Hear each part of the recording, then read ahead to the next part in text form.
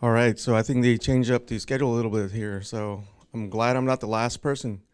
So, so I'll do a little introduction about myself. Ho shan sabite lechna ho kolok da ko tean sapichi ko awan chale. I am Sand Hill Crane, child of the dogwood. I'm born and raised. I've been born. I was born in Zuni, New Mexico, and I went to the university near Mom, is what I call it, University in New Mexico. It's only 2 hours from my hometown. So I did my undergrad in electrical engineering and master's in manufacturing, semiconductors, and electronics. And I say this because it kind of gives me validation for what I'm doing today. I had many internships every summer, from elementary, well, middle school, all the way through college. I had summer experiences, and that's the biggest thing. And I think what I want to pinpoint on, and my presentation is about grid resiliency and how do you get that. It's a long journey. And so the examples I'm going to be talking about is one that starts very young and an integrated approach. My slides will have more details around like what exactly you need to think about for deploying things like microgrids. I mean, I think there's a lot of presentation material out here that speak to that, but I want to bring it back down to kind of like a personal story. So I spent almost 11 years at Intel Corporation manufacturing computer chips. The last thing I was doing there was making lasers on a chip. And some of you ladies back there will kind of chuckle because I said the word lasers, converting electrons into photons. And with solar, you do the opposite, converting photons into electrons. And so last night I was on social media, as maybe some of you do, Facebook for all the old people. I'm getting up there, I'm 44 years old. But I participate on a social media level to influence the young people. There's oftentimes, because I'm off the res, I live in Albuquerque, New Mexico, and my hometown is about 2.5 hours away. I'm fluent. I grew up with my great-grandparents, and so I have the ability to translate English into Zuni. And so I was once invited into a classroom where I was speaking to 9th grade students, and predominantly Zuni students who, fortunately enough, are around the language often. And I gave them a question. So what is the word for the sun? And everybody knows that word, yatokya. Okay, and we were talking about the periodic table, understanding spectroscopy and how do you define wavelengths of light and what chemicals you use to make wavelengths of light, because I was trying to talk about optics, making lasers. And that's applicable to solar technology. And you've heard about Moore's law, you double the compute power every 2 years. And basically that's because the density of devices continue to shrink. And similarly in solar, the density of the crystals is increasing. So they've modified Moore's law from every 2 years into 18 months. And so you double the density of power production every 18 months. And so that's the reason why solar technology is reducing in cost. So, but how do you convey this to 9th graders in the language? So I have to start small. And what's small? What is small? I asked, the students, because we're talking about the periodic table, protons, neutrons, electrons. How do you say electron in Zuni? How many of you speak the language in your language in this room? Anybody speaking your indigenous language? Yeah, it's hard to maintain the language, but in our language, could there possibly be a word for electron? That's a hard one, right? So etymology, the root words of the words we speak today. So I had to take it to that level. So what in nature is electricity? Natural. Like we're here in the state of Florida. Lightning capital of the world. Lightning. So in my language, a lightning bolt is willow ananne. Willow ananne. And How do you say small? Tsana. Wilo anan ashe tsana. A very small particle of electricity, electron. So that's how I kind of like to teach. When I'm trying to teach the language, you break down the word and you come up with new words. Some of it sticks, some of it don't. And so I have these online conversations with our Facebook group for the language speakers. And we're a population in Zuni about 12,000 members or so. And a lot of us are off the res, the military. There's a lot of people that serve in the military, so there's families out there. My nephew was one of them. His mom and stepfather are still up in New York at Fort Drum, but he was my brother's boy that moved around to El Paso, Germany, Fort Drum, and so when he became 16, he moved back to the res to live with his brother, with my brother, his father. So, but anyway, so we always have this dialogue. And why am I talking about this? Is because I took a photo last August of our 84 kilowatt solar array in Zuni Pueblo for our grocery store. And I have slides at the end that talk to that, but I was reflecting last night, what is it that I'm going to say that's different and unique from what everyone else has already presented? And it's the personal story. It's the one that we have to endure as Native people. How do you sustain language? How do you sustain your way of life? And how do you still keep with the identity? And it's through a very holistic approach. And sometimes it's overwhelming because you have all these ideas and you got to follow the footprint, follow the process. You have all these federal institutions, all these money and opportunity that you're being thrown at. And that's what a lot of tribal governments encounter, right? The greatest idea in the world come through the tribal chambers every day, 4 to 5. My dad used to work for the tribal administration as a special projects coordinator. And one of the projects that he was overseeing was a community scale solar installation for our well, our water pump. And in that project, and this is where I met Pilar, if Pilar is still in the room, we were trying to offset the cost of pumping water. She's over there. She remembers this. She came to Zuni, and she was a federal employee and was a resource to our tribe, and they gave us money. And so did the USDA, Division of Energy and Mineral Development. And we were supposed to implement like 450 kilowatts of solar to offset the cost of pumping water. The electrical line that serviced that was a 15-mile distribution line from a co-op, and the co-op was already shoddy, like poor electrical service. They just recently upgraded the substation for a community, but the outages is still pretty high, 4 to 5 times a month, anywhere from like 15 minutes all the way up to 8 hours at a time. And in Zuni, we're in a food desert, and I'm working on another microgrid project that I don't have slides for, but so I know the problem really well, and we were trying to address water security. Water is life. And so if the power goes out, we had 3 1 million gallon water tanks. So imagine if you had a water main break because our infrastructure at home was brittle, like the pipes were brittle, or maybe you had a backhoe and somebody broke the pipe and the water drains and the electric goes out, and now you're having to drain your 3 million gallons of water. 1 million gallons of water is consumed in 3 days in our hometown. That's a lot of water, and we're pulling from our community well, and it's in my eyes it's detrimental because it's affecting our sacred springs, and the places where we go to make pilgrimage offerings is being affected because it's not producing the natural occurring spring water anymore. Instead, what we're doing is we're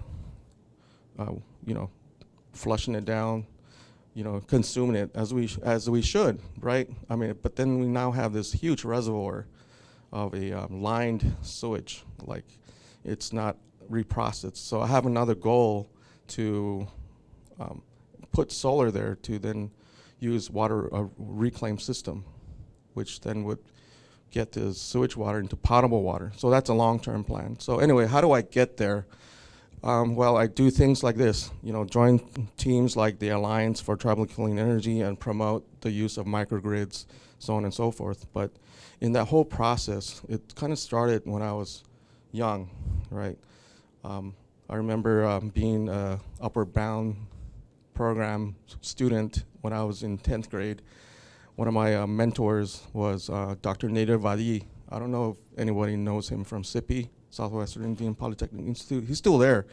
I met him in summer of '96, and he's one of those guys you want on your team because he creates opportunities for Native students. So Great Alternatives needs to hook up with him because he has all these students for their mentorship program, and they just sent me an email yesterday to do another presentation for his class for this upcoming semester, but I did that last semester, and I used to do that. I used to bring his students to Intel to show them the factory. And so going back to language, how do you sustain it? Well, it needs to be adaptable, just like us as people. We need to have a living language that adapts to our environment and work through these federal processes to secure resources. And yesterday, Pilar had people raise their hands. How many of you have rooftop solar? Hands went up. How many of you have rooftop solar in a co-op? And no hands except mine went up. And she said, well, you cheated. And it's like, that's right. I have the cheat codes. You want to work with me because I've done it and I want to show you how to do it. And that's the beauty of it, because I've navigated from the very top Fortune 50 companies with a corporation like Intel.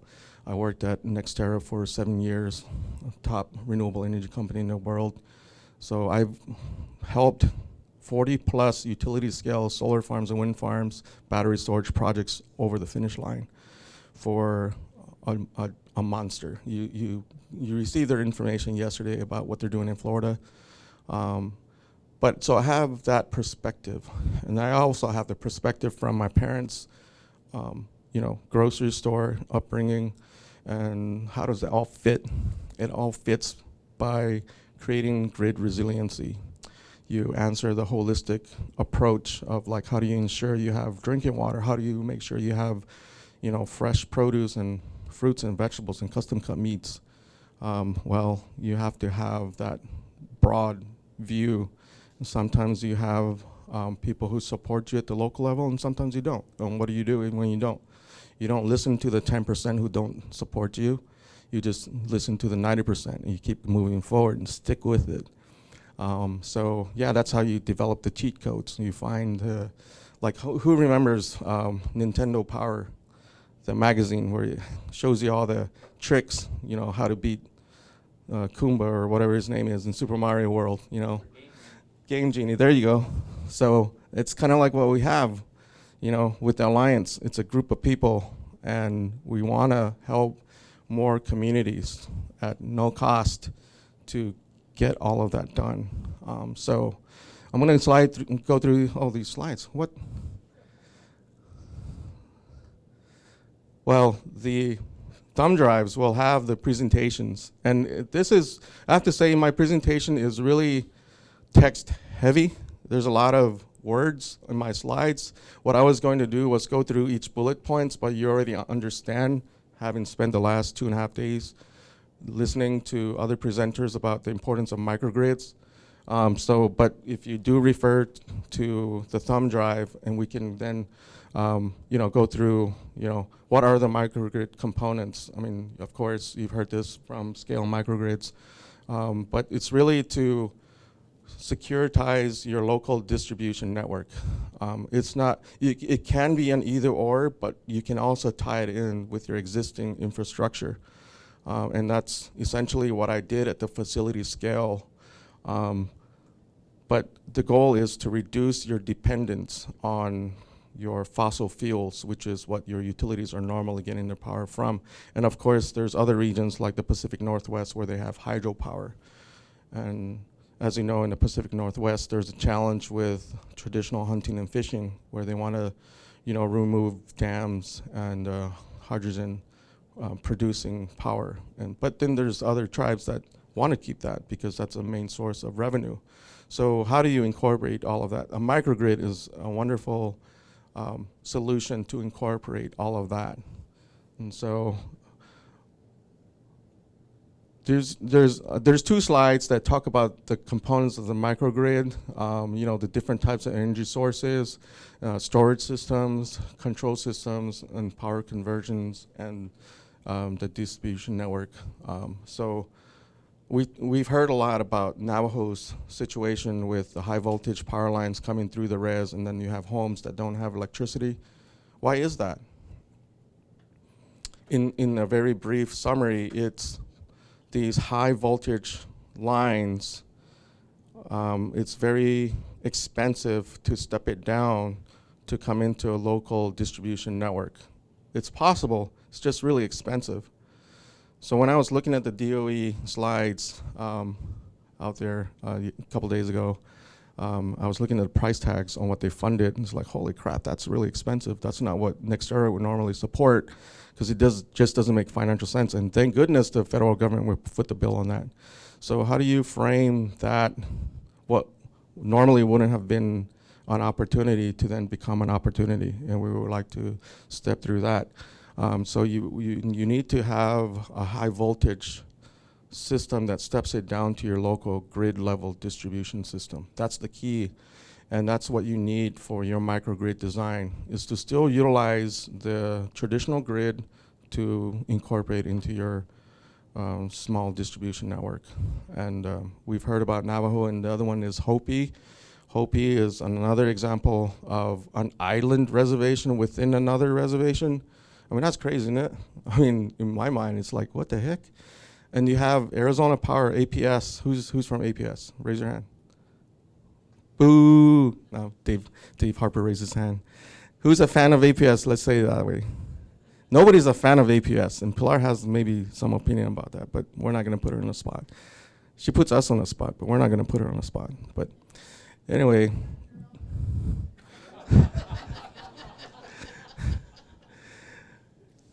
Utilities are traditionally hard to work with, and they've blocked us. And I say us, meaning my projects, no matter who I worked with.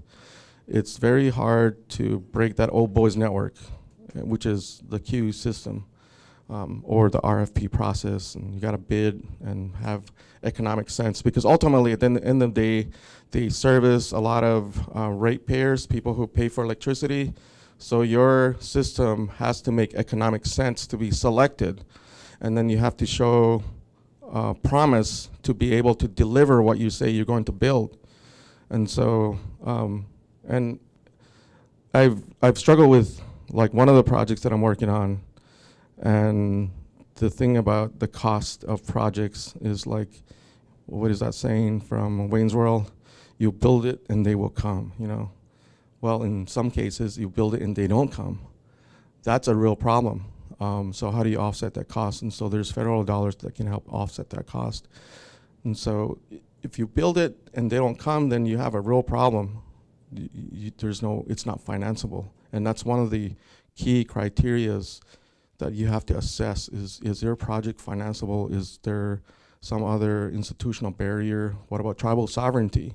And that scares, that phrase there, tribal sovereignty, scares a lot of developers away, because there's a risk for eminent domaining projects.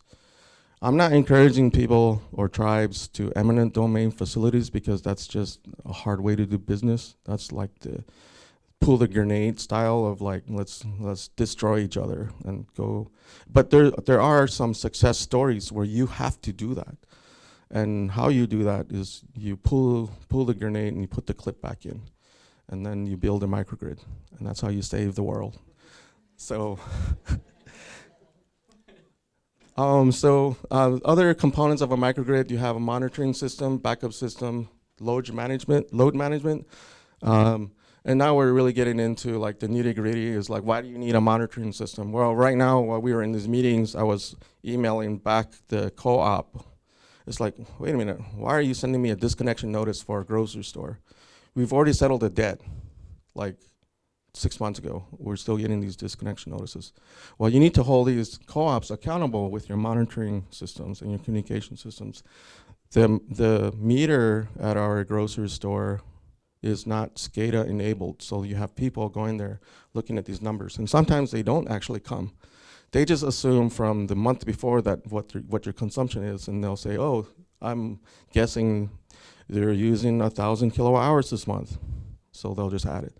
Oh, well, you know, we didn't know they had a solar system, so we're not going to apply the production credits. So that's what happened for us.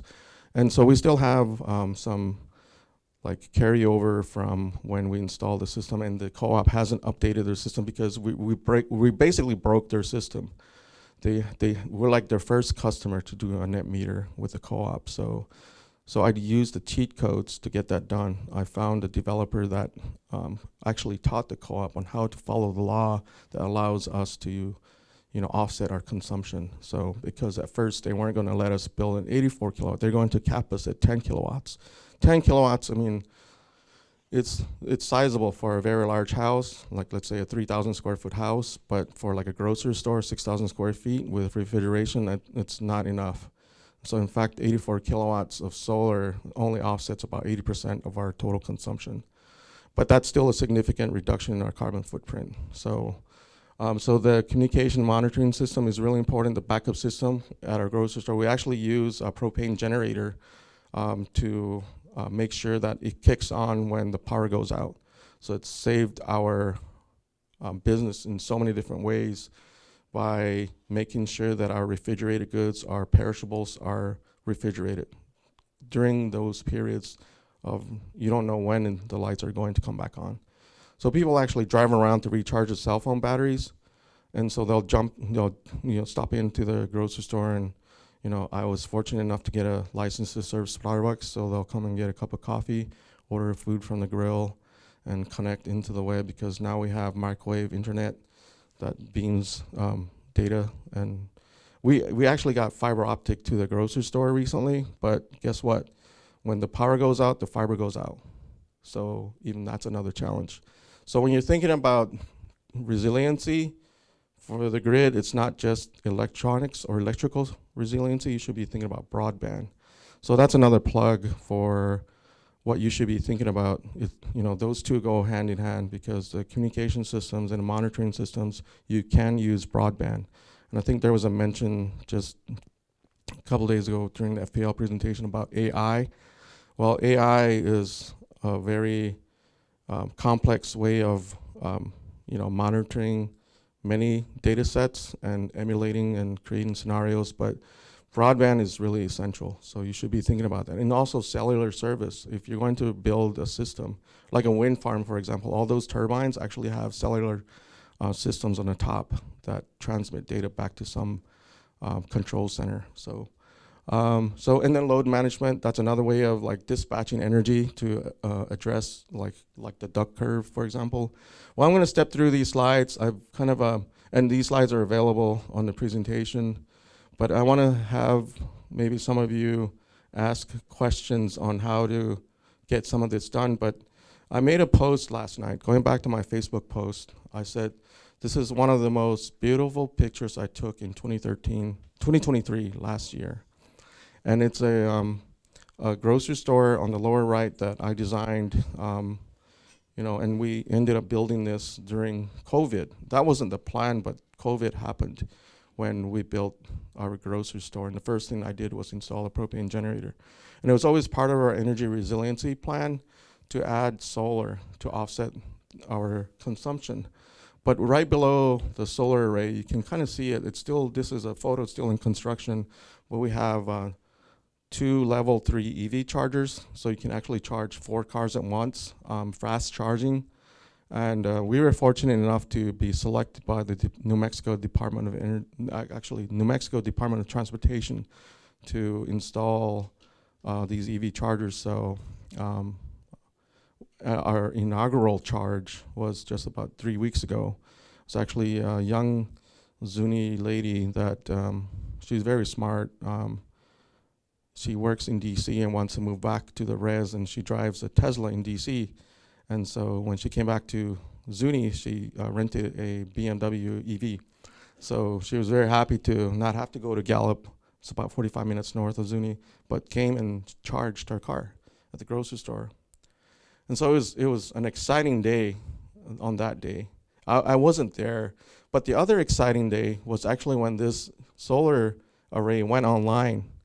And we were in Southern California, and I saw Pilar in, was it Palaban Mission Indians? They hosted an energy conference last August or something like that. And then Navajo Nation chapter Shanto was wanting to have me do something like this for them. So they said on the phone, they said, well, if you want to present, you have to present in person, like tomorrow. It's like, what? So I drove from Palaban to San Diego, caught a plane to Phoenix, drove all the way up to Flagstaff to get my print job. And I got up to Tuba City, and they said, oh, we didn't make quorum, so we're canceling the meeting. Holy crap. Like, do you know what I just did? You know, anyway, I didn't say that, but I said, well, send your point person, Vern Hungova, Hopi guy that's living among the Navajo, have him meet me at the marketplace because I want to see the meters and take pictures. And, you know, they're proposing a hotel, they want to build a restaurant, and they already have a grocery store with a laundromat. So I said, I just need meters so we can then design your microgrid. And so anyway, so he did that. And so I ended up from there driving to Gallup. And because I showed up 30 minutes within midnight, they released my rooms. And so I ended up without a room because that particular weekend it was the Gallup Indian ceremony. So then what the heck, what do I do? And so my coworker was able to get a room. So I called my brother at midnight. It's like, hey, I need a ride back to Zuni. Can you know, well, I'm still in Gallup. It's like, okay, well, so we ended up, so it took me, I don't know how many hours, but I ended up in Zuni, my hometown, that night. The next day, I saw Pilar at the housing conference, and then she's like, what are you doing here? It's like, what do you mean, what am I doing here? It's my hometown. So anyway, but that was the day we turned this solar facility online at 4 p.m. And at the end of the day, I was looking at it, I was like cheering and celebrating, like high-fiving just random people. It's like I made $4.36 on that first day. This big solar array is like sticking it to the man. It's like, you take it. You take my $4 of energy produced. So, but that was a very exciting day. But anyway, so it's real. It can be done, and that's the solar celebration we had, and that's the people that, you know, kind of stood with us on that ribbon cutting ceremony. And we had over 300 people show up for, of course, the free food, and then solar next. But and then as you can see, the clouds. It was a cloudy day, but us desert people, we pray for rain. And it was drizzling, raining a little bit. We had our event that was supposed to be under the arrays, and people wanted to move under the tent. And it's like, come on, I mean, we pray for rain. Let's let's experience the wetness for a little bit. So we had to move anyway. And then while we were under the tent, I'll come back to that. That was the setup. It rained, and then people wanted to move, so they picked up the chairs and moved under the tent without me saying okay. It's like, okay, I guess I'll just follow the people. I'll do what they want. It's like, so we moved under the tent and right next to it. So it was an amazing thing that happened. The power in the village went out while I was still talking, and the propane generator went on, and that generator has got a big diesel engine. It was loud. It was like obnoxiously loud, and I'm trying to speak. My dad was trying to speak over it, and he was trying to call my brother, like, to tell him to turn it off. It's like, no, don't turn it off. It's like, that's our backup generator. Don't turn off. And he was about to hit the red button. It's like, no. And so I took that chance to say, hey, look, you know, this propane generator is actually our backup system, and it's actually what provides us resilience. Even though it still has a carbon footprint, it's significantly less than the coal power that comes to every home in this village. And so the carbon footprint on a propane system is about 97% cleaner, and it's at the point of use, so imagine that. And so it gave me a chance to talk about the generator and then to talk about the solar system. So I said, on that day, when the sun shines, we win. When it rains, we win. And when the power goes out, we still win. So it's a three-way win. And that's what every one of you can have in your hometown, and if you just persist. And you know, I received a request from the USDA REAP program to say, hey, what was the process like? Well, it was pretty ugly, but I had to say it elegantly. But the whole thing is you have to be persistent. Just go through the process and stay the course, and make sure you have people behind you, especially at the tribal level, that want to actually get these things done. Because when the administrations change, you might have to start all over. And that's what happened with me. We started all over. And so in this case, we're a for-profit entity, family business, grocery store. We're not a tribal enterprise. We were funded by philanthropy. So there's a lot of people who want to do the right thing. As long as you find your people, the people who want to support you, then anything's possible. And I've actually been able to attract some really smart, bright people, and that's my parents. So my dad, with this solar system, he gets all frantic whenever we have, let's see, let me move over. Oh, that one other slide's not in here, but there was this slide actually had a bar chart or a graph, and there was a section where it shows that there's no solar production because it snows in Zuni. So my dad was over there just harping on my brother to get a rake or a broom to take the snow off, because we actually have snow, we have a cattle ranch and we pump water with solar. So he always stresses over when the sun's not shining, the water's not pumping, because our cows want to drink.